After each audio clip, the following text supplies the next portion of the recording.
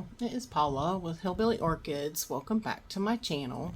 I hope everybody's having a fantastic day.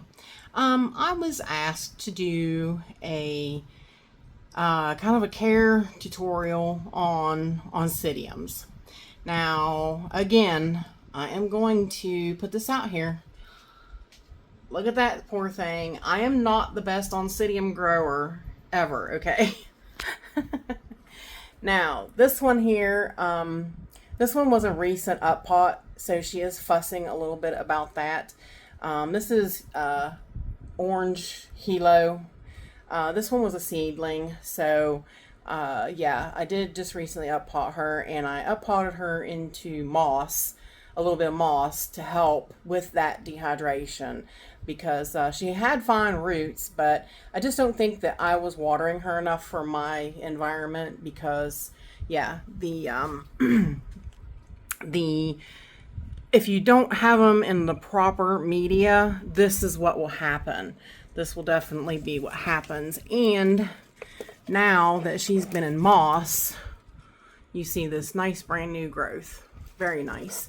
You see this nice brand new growth. So yeah, she has a mixture of moss now, and she is doing a little bit better. Some of her older bulbs have not came back yet. They might not. Sometimes they can get dehydrated and they won't bounce back, sadly. So yeah, you just kind of have to watch that, and you know, just watch and make sure that your new growths are doing what they should be. And so far, mine are. But now this one over here, this is my big Sherry Baby. This one, not too long ago, bloomed for me. And I don't have too much problems with her. She is in Just Bark. I know it's hard to see it there, but I do have her in Just Bark, and she does okay with that. As you can see, she's a very big plant, and she's on the top shelf, so she gets lights from grow lights from my ceiling fan up there, and of course you see the air that she gets off of the circulation off of the fan, which is good. She doesn't do too bad up here. Now this one, this is the Redolence. What is it? Red. I don't think I have a tag on her. I might. Yeah, there it is. Sherry Baby, Redolence, or Red Fantasy. This is the redder one. As you can see, she does okay. I did recently put her in a moss mixture because she wasn't faring so well either. So that's kind of a key thing here I want you to know. A lot of my, and you see the new growth coming along there. A lot of my Oncidiums have recently been up potted into a moss mixture because they just were not getting enough moisture here in this environment. Okay, so hey y'all, my channel is sponsored by the Orchid Supply Store.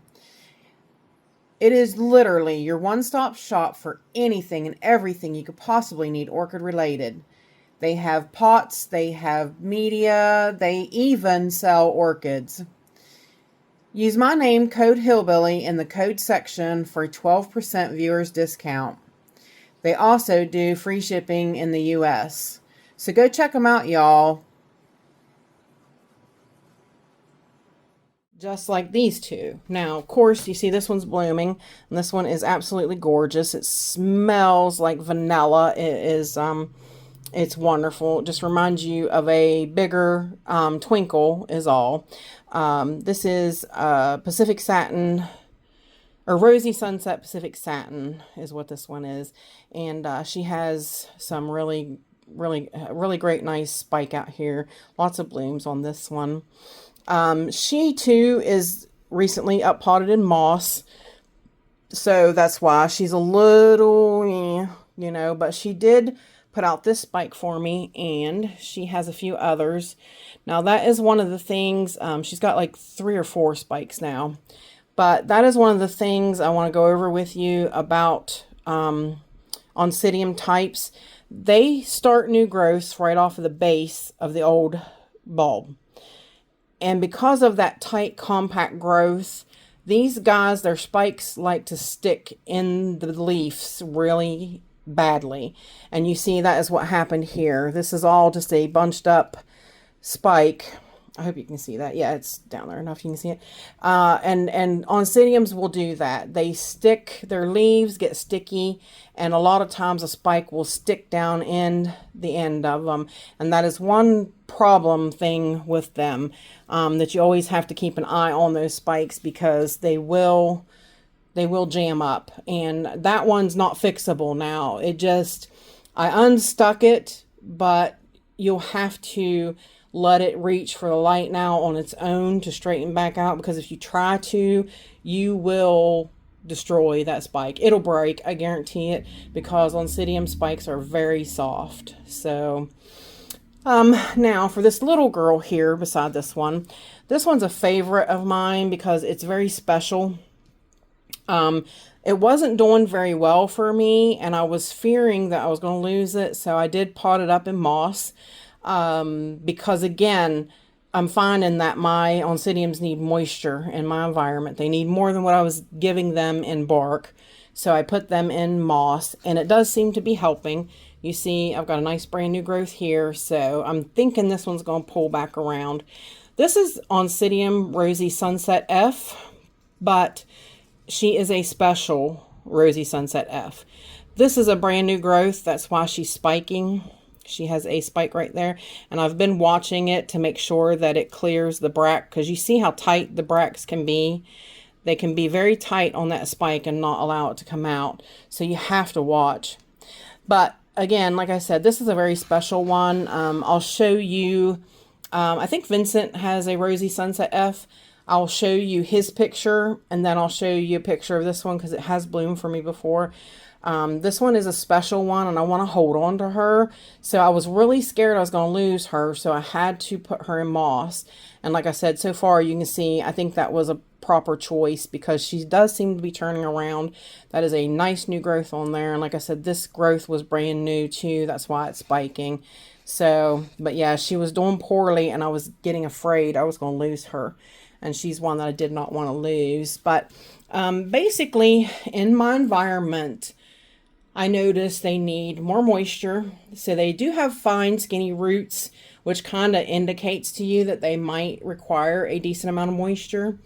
I've had them do pretty well in coconut husk, but so far I'm seeing the improvement with moss. So that tells you, I think they need a higher level of moisture, and they do need bright light. I have mine in Cattleya light. So sometimes you'll get some yellow from sun, from the brightness you can see. But that's okay, that as long as it doesn't get real bad. But they do require a high amount of light to bloom. So you're looking at warmer temperatures, high light, and moisture, lots of moisture.